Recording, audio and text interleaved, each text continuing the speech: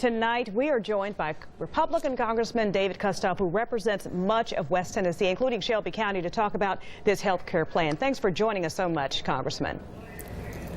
Thank you, Stephanie. I want to start off by asking you, Obamacare currently covers about 20 million people who did not have health insurance before.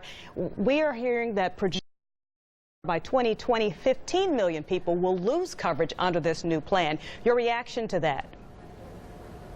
Well, I think it's exactly the opposite. The problem is that unless we stepped in to do something about health care, it was going to die on the vine. Take Memphis, for example. With the health care exchange next year in 2018, there's only going to be one health care insurer on the exchange. In Knoxville, there aren't going to be any health care insurers on the exchanges. The Humana, a week or two ago, the chief executive officer of Humana, who announced that they were pulling out nationwide from Obamacare, said that Obamacare is on a death spiral. And the Tennessee Commissioner of Insurance said the exact same thing as it relates to Tennessee. So unless we stepped in to try to do something, and what you've seen is a major overhaul that's been an open process, unlike what the Democrats did to our nation 6-7 years ago.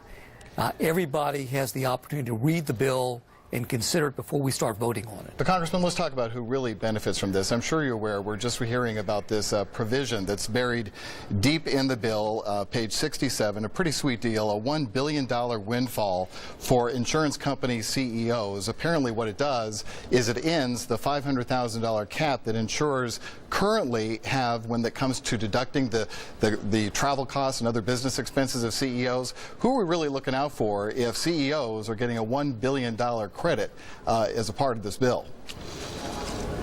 Well, just like any bill, there are things that people are going to like and people don't like. Were you going to fight against it? I'm still trying to digest it. And Richard, well, I don't know what I'm going to do yet. What I'm for is trying to save our health care system.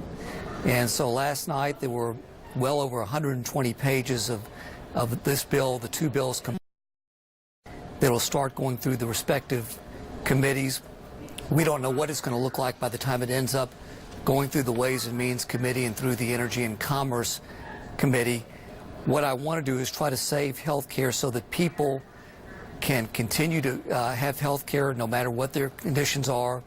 And as you pointed out before I came on, if young people who are 26 or younger can stay on their parents' insurance, if we don't do something, then Memphis is going to end up like Knoxville, and we're not going to have any choices on the exchanges. Well, Congressman, this is getting, I mean, there are questions on both sides. Both Democrats and Republicans are questioning whether or not this is going to work. Congressman Steve Cohen, he issued a statement saying that the tax credits offered by the new House Republican health care plan aren't going to cut it, and many folks in Shelby County are going to see their health care costs increase by an average of, get this, he's saying $410 a year under this new plan. He says it shamefully takes from the poor and gives to the rich, and that he's a Democrat, but not only Democrats, but Republicans. Senator Rand Paul also questioning whether or not this is going to work, saying it's basically Obamacare light. Well, the flip side of it is you've seen people over the last 4, 5, 6 years who've seen their premiums double and triple under Obamacare. They've seen their deductibles, and I've talked to them, go from $500 to $1,000 to $5,000 to $10,000. It is not sustainable. And when you talk about families who are paying out $15,000 and $18,000 and $20,000 just for health insurance coverage in our county, in West Tennessee, it is not sustainable. I think that everybody who wants to have health insurance should have the opportunity to have it. And we just 24 hours ago got this bill.